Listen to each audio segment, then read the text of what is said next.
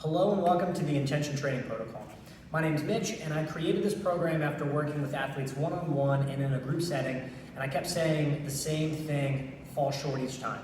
And so people weren't happy with the progress they were making, and then over time they kept running into the same types of injuries over and over and over again.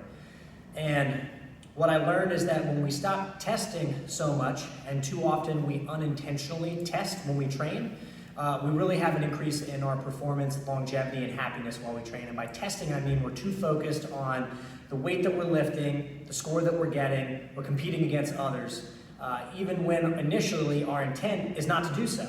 And that's exactly what our first pillar of success is going to be out of our 4 pillars and 3 initial constraints. So essentially, we need to stop testing and start training when we're in the gym. Setting the right intention, pillar number 1, is going to be the foundation of why we are approaching what we're doing and being aware of it, so that way we can actualize upon it. From there, we go to exploring our training, which is focusing on how we're doing what we're doing, and also trying new things, not doing the same thing over and over and over again, expecting some type of random different result weeks and months down the road. Now, that's not to say that there shouldn't be consistency, because our third pillar is exploitation, right? Exploiting what we know works. And in that case, we're going to get into our constraints in a moment, exploiting these 3 initial constraints that I know work, having done it all myself and also the athletes I've worked with.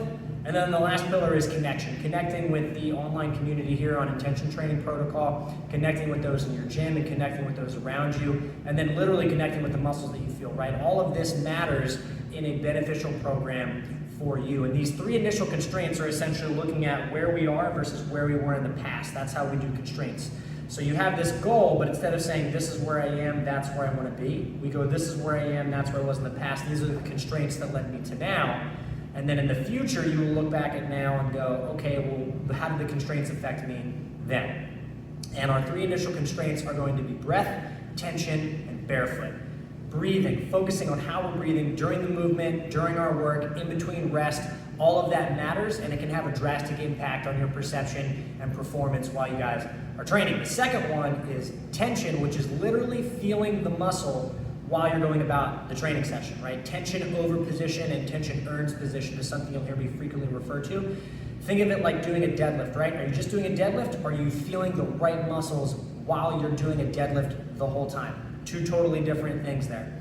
And then the last one, besides our breath and our tension, is going to be barefoot, right? Learning to train barefoot, not doing too much too soon, and why that is such a benefit to our balance, to our coordination, and why it can help us express our strength so much better. And then in doing so, reduce our likelihood for injury and as we start to train barefoot more and more. So I'm really excited for us to get into this program and kick it off with you guys. Welcome to the Intention Training Protocol.